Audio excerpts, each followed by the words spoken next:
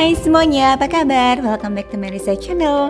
Di video kali ini aku mau ngajak kalian jalan-jalan secara virtual. Tapi kali ini tuh aku mau ngajak jalan-jalan area bandara, khususnya untuk Terminal 3. Karena mungkin kalian penasaran ya bagaimana sekarang Terminal 3 setelah pandemi dan keadaan di bandara, dan seperti apa sih proses kita check-in sampai kita menuju ke pesawatnya.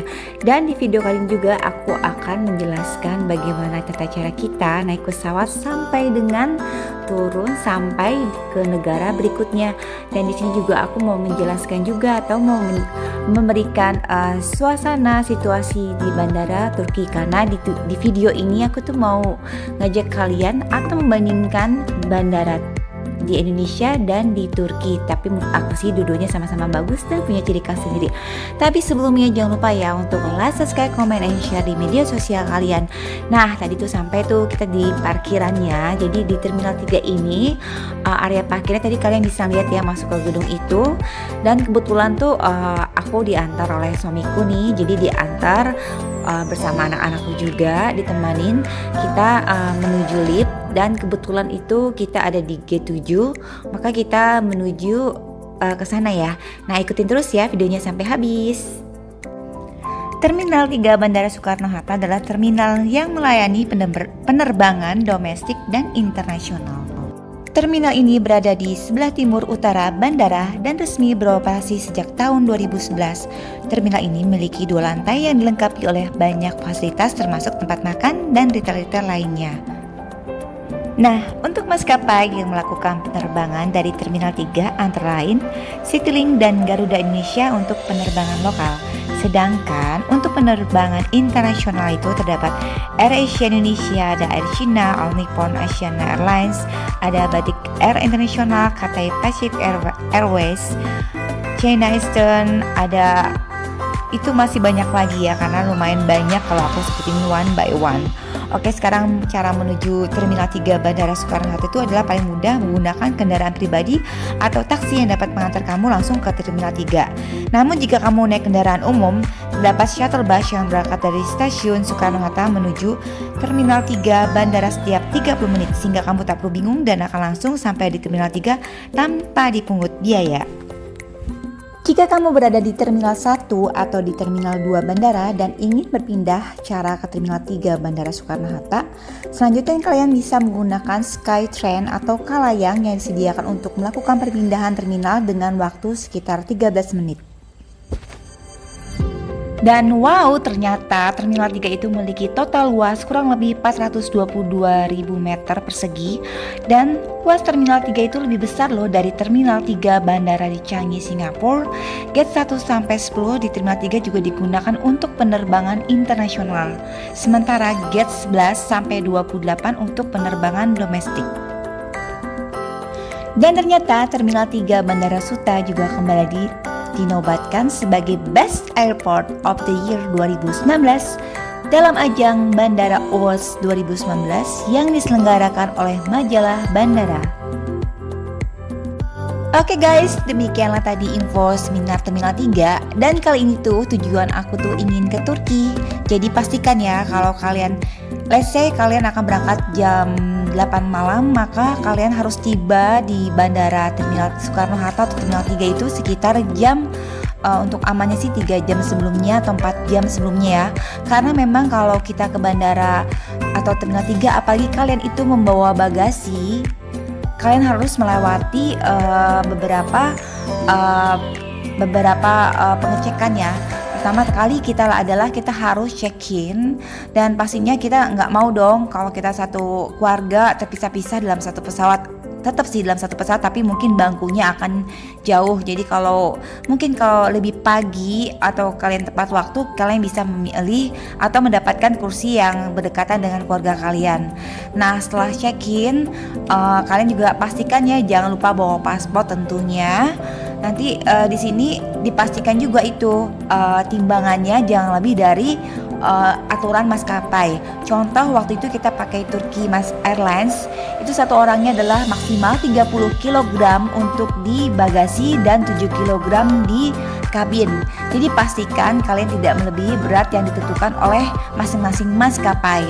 Oke, setelah kita mendapatkan nomor check-in, kita tentunya akan jalan ke imigrasi. Kita akan dicek juga koper dan lain-lainnya dan serta paspor. Lanjutnya kita akan menuju ke gate. Gate adalah atau ke boarding pass untuk menunggu pesawatnya ya. Nah, untuk kalian yang suka minum dan segala macam, di sini tuh sudah tidak disiapkan lagi. Mungkin semenjak pandemi ya, biasanya kan suka ada di kayak keran gitu tuh bisa diminum, dan ini tidak ada lagi. Jadi ya kalian harus siapkan kocek untuk membeli minuman. Dan ini pastikan juga pada saat kita menuju migrasi, cairan yang lebih dari 100 ml itu tidak diperbolehkan. Jadi kalau kalian bawa minuman aqua itu sebaiknya diminum terlebih dahulu. Kecuali kalian bawa botol minum kosong boleh ya. Tapi tetap ya untuk saat itu sampai di pesawat tidak ada pengisian lagi air minum seperti sebelum-sebelumnya. Mungkin ini adalah akibat efek pandemi ya. Tapi kalau kalian ingin membawa lotion atau beberapa barang yang di bawah 100 ml oke, asal taruh di satu plastik atau diklip dengan rapi dan baik dan tidak bocor pastinya. Nah, sekarang ini kita menuju ke boarding pass-nya. Kita menunggu pesawat tiba, dan kebetulan itu adalah B7. Ini tuh pastikan ya, ini tuh tempatnya besar sekali. Kalian tidak bisa melihat mungkin kayak contoh film Rangga dan Cinta dan Rangga ya, itu kayaknya kan dulu terminalnya kecil ya. Ini tuh beneran kebayang deh, kita kalau cari-carian juga atau kejar-kejaran sama pesawat tuh dijamin gak keburu kalau waktunya mepet banget. Jadi so guys, aku tuh punya tips, jangan termepet-mepet waktunya, atau kalian tuh kayak bener-bener pas-pasin waktu tuh jangan deh. Nah, kebetulan waktu itu pesawat kita adalah malam hari sekitar jam 8 malam, dan ternyata aku seneng banget ya, Turkish Airlines itu benar-benar tepat waktu. Jadi waktu itu tuh kita jam 8, kita jam setengah 8 tuh sudah dibuka. Nah, bayangkan bagaimana penuhnya. Kita mau masuk ke pesawat aja itu sampai antri loh, seperti ini nih keadaannya. Memang waktu 2 jam 1 jam sebelumnya memang masih sepi, tapi setengah jam sebelum kita take off ini tuh beneran sudah ramai. Dan untuk yang membawa jinjing atau yang di kabin itu tuh hanya maksimal 7 kg ya per orangnya. Nah, seperti ini nih keadaannya, sudah penuh ya atau ramai orang-orang di sekitar sini. Alhamdulillah ya, sekarang sudah mulai normal semenjak pandemi. Di bandara ini sudah banyak aktivitas, kegiatan, dan tentunya kafe-kafe, outlet-outlet, butik-butik semuanya sudah buka. Bismillahirrahmanirrahim, kita akan menuju pesawatnya. Seperti ini suasana ketika kita sedang menuju ke Turkish Airlines. Seperti apa ya di dalam pesawatnya, pasti penasaran dong. Dan pramugarinya itu seperti apa nih Turki. Dan ini juga ada 2 pintu untuk kelas bisnis dan kelas ekonomi, tapi kebetulan aku kelas ekonomi jadi dibedakan ya. Nah, ini adalah gerbang atau jalan menuju pesawat Turkish, yaitu untuk kelas ekonomi. Nah, kalian bisa lihat di luar tuh persiapan mereka. Wah, ternyata pramugari di sini tuh cantik-cantik dan memang ramah-ramah. Dan ini tuh pesawat itu besar banget, pesawat Boeing ya. Dan ini tuh fasilitasnya sangat-sangat lengkap karena ini kursinya itu lumayan. Jadi untuk kalian duduk itu ada space untuk kalian ya renggangkan kaki kalian. Dan ini juga ada paket karena perjalanan kita itu dari Jakarta ke Turki itu direct atau secara langsung tanpa transit adalah lamanya itu 12 jam. Jadi kalian kebayangkan bagaimana kita membeku atau tinggal di pesawat selama 12 jam. Tapi tenang guys, ini tuh bener-bener pelayanannya bagus banget ya. Kalian akan disiapkan kayak seperti selimut, dan kalian juga akan disiapkan speaker. Jadi kalian bisa nonton di pesawat ini. Kalian bisa memilih beberapa channel, dan channel itu variasi banget, dan kalian bisa pilih semuanya dengan subtitle bermacam-macam yang kalian suka. Pastinya ini ada bahasa Inggris, tapi kalau untuk bahasa Indonesia tidak ada ya guys. Nah, selama kalian pesawat ini, kalian juga akan mendapatkan makanan untuk 2 kali selama 1 perjalanan. Dan kita juga diberikan suatu menu ya, jadi kita bisa pilih sendiri. Ini ada dalam bahasa Inggris dan dalam bahasa Turki, menu-menu apa yang kalian pilih. Dan saat itu adalah pilihannya sih sebenarnya pulang pergi hampir sama ya. Kalian nanti bisa pilih chicken atau juga potatoes, dan minumannya juga bervariasi, ada jus dan lain-lainnya. Kalian bisa baca di sini, ada juga air putih mineral water di sini bebas ya, kalian bisa minta kalau kalian tiba dan aus gitu. Dan sebelumnya kita dikasih pouch, ini tuh isinya ada untuk tutupan mata kalau kalian tidur. Pastinya kan pasti ingin terasa nyaman ya, gelap gitu. Dan ada juga lip balm untuk bibir agar tidak kering karena memang ini aslinya dingin banget. Jadi kalian juga jangan lupa untuk membawa jaket atau mantel ya, selama perjalanan ini aslinya akan benar-benar dingin banget. Dan disiapkan juga sendal selama kalian di dalam pesawat serta kaos kaki. Dan karena ini 12 jam, pastinya disediakan juga sikat gigi dan odolnya. Nah, keren kan?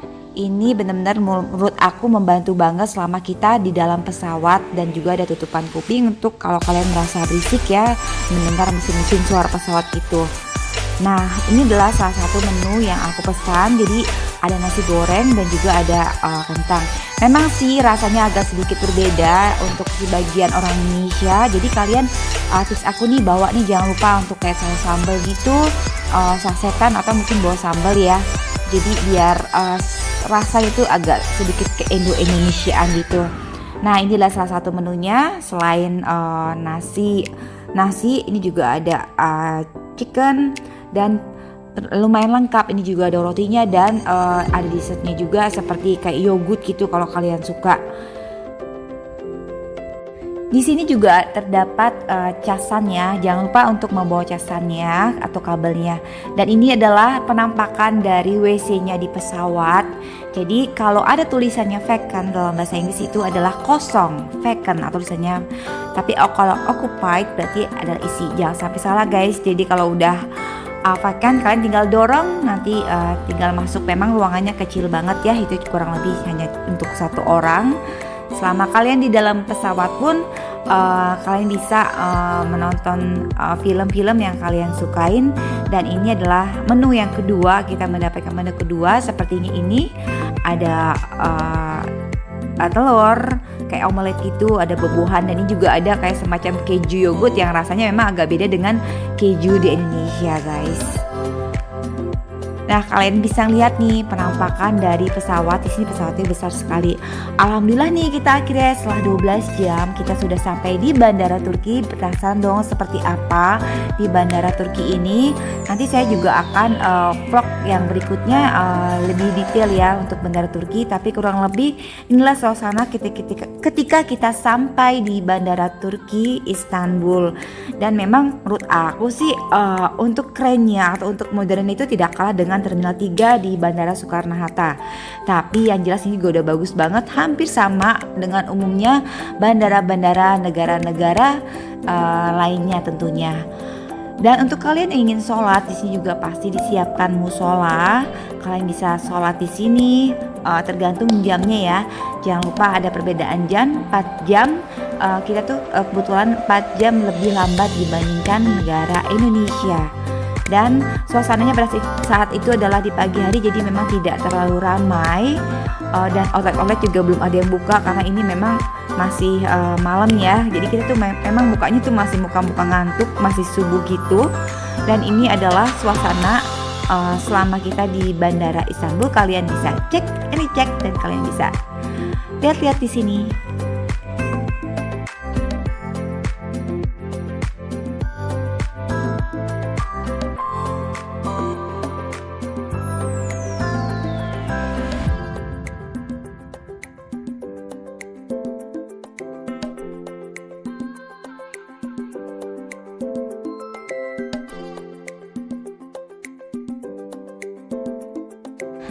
Hai, beneran dong, kita seneng banget sudah sampai di sini. Pasti penasaran ya. Dan ini adalah tempat sholat, kalian bisa duduk untuk ngambil wudhunya. Setelah kita selesai sholat, akhirnya kita menuju tempat apa nih ya. Jadi setelah kita sholat, kita menuju tempat pasport control. Di sini ruangannya, dan itu memang masih sepi juga. Jadi kita tidak mengantri. Nah, selesai itu kita ke ruangan berikutnya adalah kita menuju pengambilan baggage claim atau koper area ya. Nah, beginilah suasananya nih. Oh ya, di setiap bandara itu pastinya ada wifi dan juga ada kalau kalian ingin ngecas HP juga banyak ya. Hampir di setiap tempat ada fasilitas untuk cas HP dan wifi. Semoga bermanfaat dan jangan lupa untuk ikuti di part 2-nya ya.